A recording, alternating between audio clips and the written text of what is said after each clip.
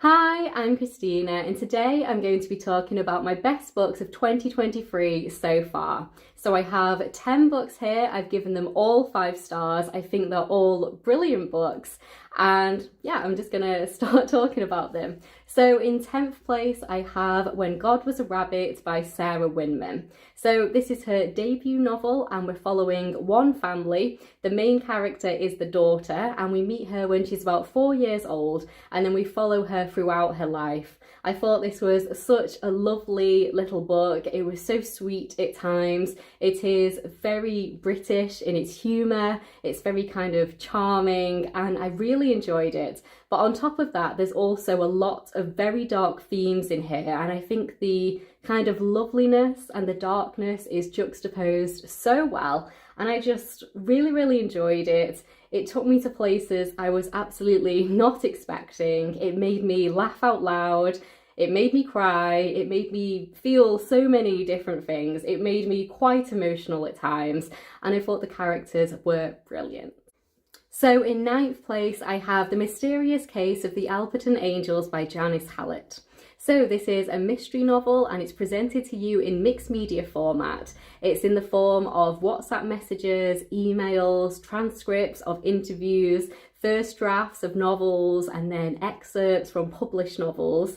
And in the very beginning of the book, you're told that you've just been given a key to a safety deposit box, and inside is archived research material for a book that has just been published. And what you have to do is read everything and then decide, are you going to take it all to the police, or are you going to put it back in the safety deposit box and throw away the key? So I thought this was such a brilliant novel. It was so much fun reading it. The Alperton Angels are a cult, and in the story, they're a very famous kind of cult. And now we are following a woman who is writing a true crime book about them, but she's writing it from a new angle, and we are following her through the writing process throughout the reading of this book. And yeah, it was so much fun. It was like a puzzle that you could read. It's kind of like an escape room in a book. I really enjoyed it. It really made me think. I was just trying to piece it all together. I was trying to figure out what was going on, what was happening, just trying to answer all of these kind of questions in my head and try and piece together the clues. And I just had a really good time with it. It was just good fun, I would say. And yeah, I think it's a really good book. I think she does the mixed media format very well, and I just had such a fun time trying to figure it out. And yeah, it kind of felt like a game, like a puzzle, and I just really appreciate that style. So in 8th place, I have Notes on an Execution by Danya Kukafka. So this story is told through 4 different perspectives, the first of which is a serial killer on death row, and the other 3 perspectives are from women who are important in his life. Now, I really like the fact that we centralise the women's perspectives over the serial killer's perspectives. And I also thought it was really interesting that we had alternating chapters. So we would hear from one of the women in his lifetime, and then in the next chapter, we would hear from the serial killer himself every hour as he was counting down until the exact moment of his execution. Now, this book was very hard-hitting at times. It is very bleak at times, and I found some of it really genuinely difficult to read. But overall, I was so intrigued by the story. I just had to know what was going to happen. And I have to say that the last few pages of this book made me so emotional. They made me cry, and I found it really kind of moving, and it really kind of hit me hard. So yeah, I think those last few pages were absolutely brilliant, and just really kind of hit me and made me feel so emotional. So yeah, I thought this one was good. So in 7th place, I have Cursed Bread by Sophie Mackintosh. This was longlisted for the Women's Prize for Fiction in 2023. It's set in a small town in France in the 1950s, and our main character is the baker's wife. One day, a new couple move to the town, and she tries to befriend the woman.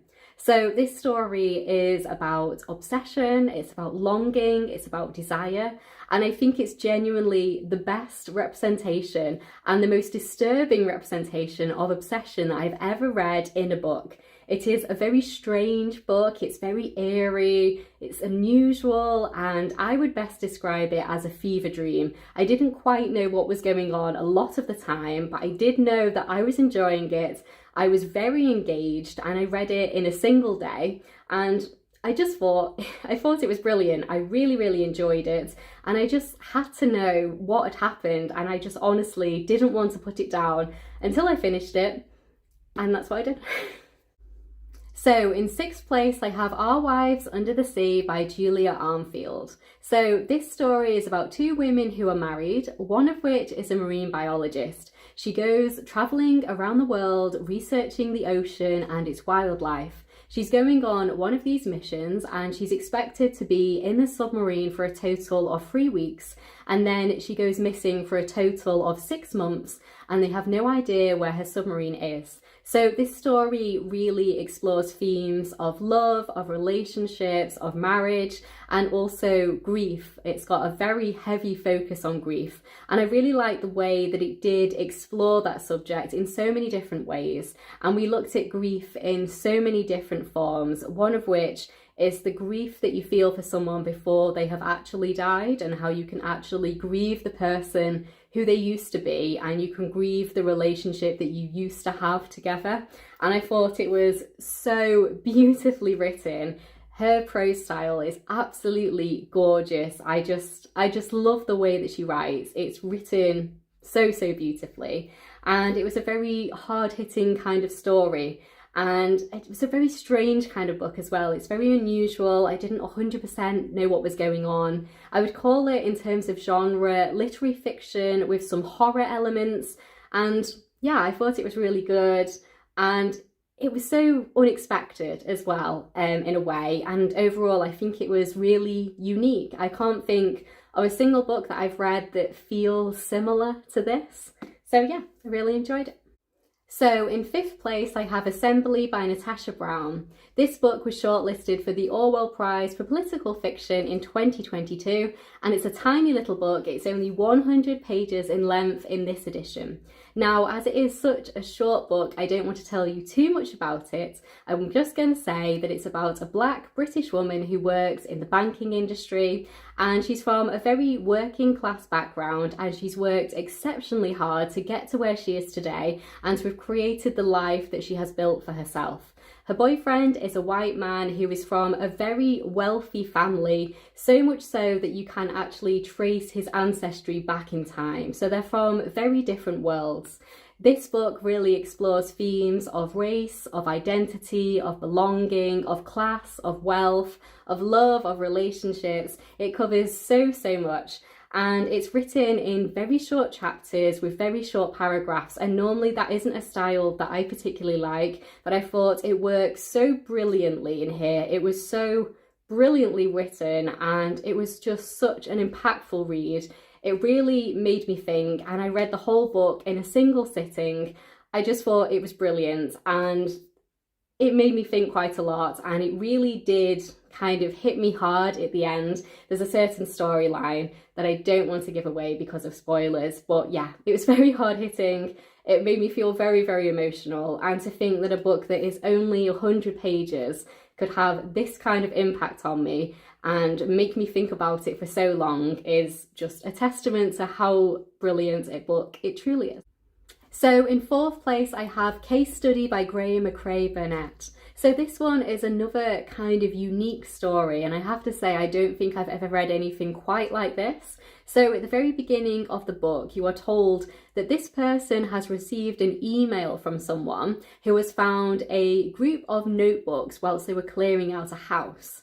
Now, the notebooks belong to their cousin, who was a patient of a very notorious psychotherapist in the 1960s, who is now a rather disgraced figure and has kind of fallen into obscurity.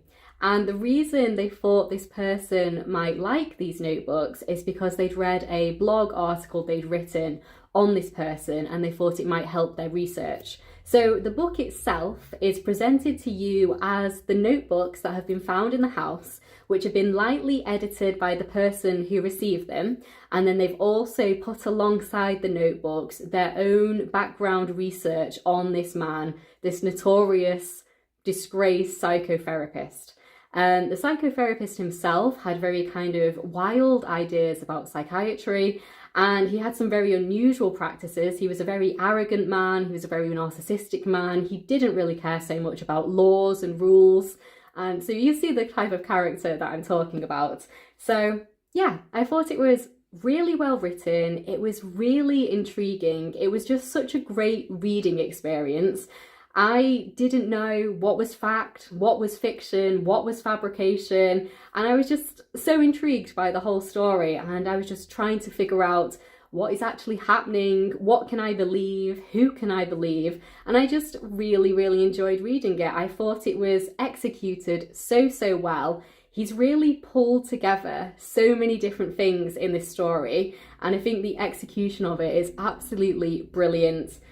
I really enjoyed it and I would highly recommend it. And yeah, like I say, genuinely unlike anything I've ever read before, and just had a really good time with it. And I was just so intrigued by the whole situation, and I thought it was really good. So in third place, I have I Who Have Never Known Men by Jacqueline Harpman. So this is a science fiction dystopian novel, and not only is it one of my favourite books of the year, it's also one of my favourite books of all time now. I thought it was absolutely wonderful. The story focuses on 4 women who are living in a cage. Our main character is the young girl. There are 39 women and 1 girl, and we're just following her throughout her life.